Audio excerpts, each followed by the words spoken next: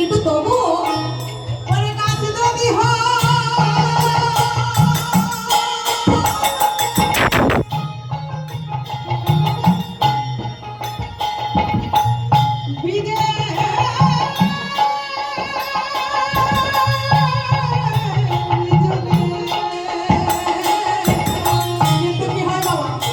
সুন্দর দামি বীজ এনে রোপণ করলেন জমিতে।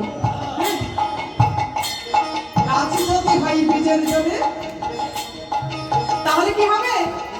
জোর করে গাছটা অঙ্কুরিত হলো, তাতে কি হবে? কিন্তু ফলে ধরে না, মনে নেই ফলে ধরে না। সবাইকে লেখালো